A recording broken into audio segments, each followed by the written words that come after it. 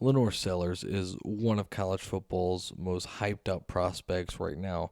Is he the real deal for South Carolina? We know he's got the physical tools in the package. He's got the arm. He's got the legs. Is he another Anthony Richardson?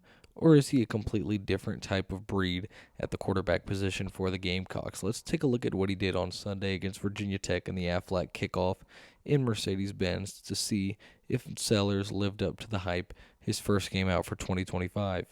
One thing that I do really like about Lanorris Sellers is his timing, his ability to play on schedule and play within what the offense requires of him to do. I think he's got a ways to go when it comes to reading the defense, but everything when it's kind of conjoined and in the system is very fluid, very in sync. Right here, you're going to have an RPO glance by Lanorris Sellers receiver, and the entire operation is just very silky smooth right here.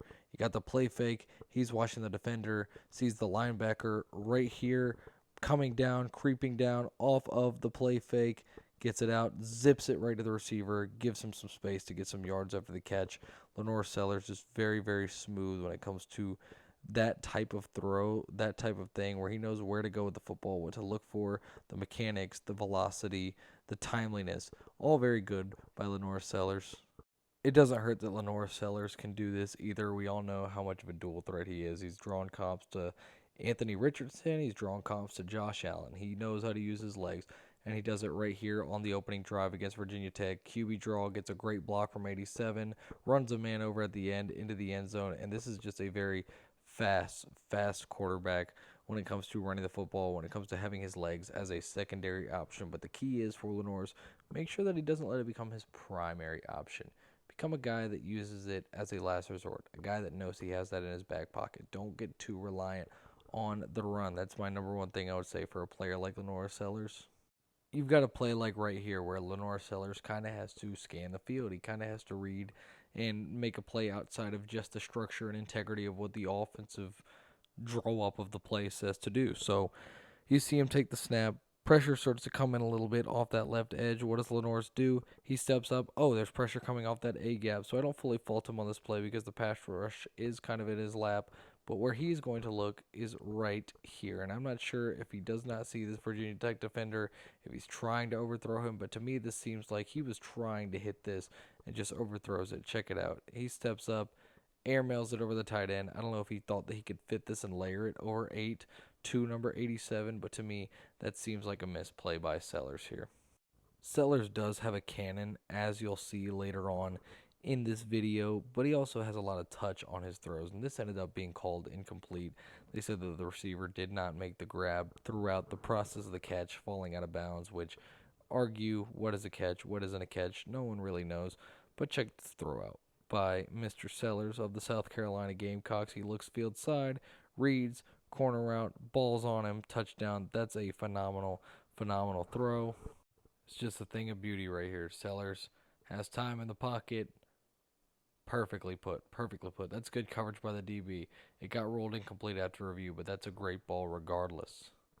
I really liked this play by Lanorris Sellers, and it reminds me of that first RPO play that I showed where Lanorris Sellers is so good at his mechanics. He's so fluid. He gets the ball out quickly.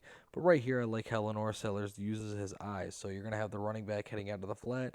Then you're going to have a slant route right here. So the way that this is going to play out, Lanorris is going to take a quick one-step drop. His eyes immediately head out here to the flat. What does that do? It takes 33, brings him out to the flat. Why does Sellers immediately go to this route, this little check down? Because he knows he has this slant coming behind right here, but he also knows that he needs to get him cleared out really quickly, or else this guy right here is going to take his man's block off, even with the space between the corner and the receiver. So what happens? Gets it in, perfectly fits it into the window. Great throw for yards after the catch. I mean, this is just perfect right here. Gets the eyes outside. 33 is headed to the flat. You've got the space, but the defender is coming downhill on the slant, over pursues, fits it in the window perfectly, yards after the catch. That's how you do it, Lanorris Sellers. These are the kind of plays that show the upside that he has and how good of a prospect that he is. Now, this is the Moab for Lanorris Sellers on Sunday against Virginia Tech. You're going to have man coverage on the outside here. You got the formation with 4 in the backfield, three backs with Lanorris Sellers. And what are you going to get? It is a post from Nick Harbor, and just watch the beautiful pass that ensues from number 16. Play fake, scans the field, makes sure that this safety is not dropping back this way. You've got one-on-one right here. Nick Harbor is one of the most athletic wide receivers in the country. Lanorris has all day. Touchdown, South Carolina. An absolute bomb from Lanorris Sellers. I mean, this is a 60-yard bomb. Plants his feet. Look how pretty it looks coming off the hand. In stride, touchdown, Nick Harbor. Harbor had a big step. That's still a crazy throw. 60 yards in the air. Lanorris Sellers. Now, I think Lanorris Sellers is going to have a lot to prove, and he's going to get the chances to prove it with some of these big-time SEC opponents. And I don't think he was the best quarterback in the country in Week 1, especially among the prospects. I think Garrett Nussmeier definitely outplayed him. There's a couple more that you could argue, but Lanorris Sellers looked really good. I think that the offense will get more and more flowy as the season goes on. I think South Carolina is looking at a really good season if Sellers continues this, and there's a reason there was Heisman buzz around his name. But I hope you guys enjoyed the breakdown.